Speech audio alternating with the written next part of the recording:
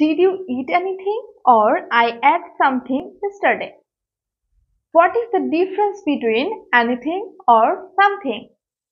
Anything is used in negative sentences or questions. Anything কিন্তু সবসময় negative sentence এবং কোশ্চেনে ব্যবহার করা হয়।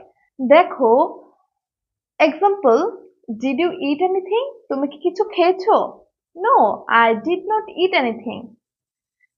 এখানে কিন্তু দেখো, এনিথিং কিন্তু সবসময় নেগেটিভ সেন্টেন্সে ব্যবহার হয় অর কোশ্চেন মার্ক যুক্ত সেন্টেন্সে। Something is used in positive sentences. I ate something yesterday, but I could not remember. মানে সামথিং কিন্তু সবসময় পজিটিভ সেন্টেন্সে বসে। নেগেটিভ সেন্টেন্সে সবসময় কি বসে?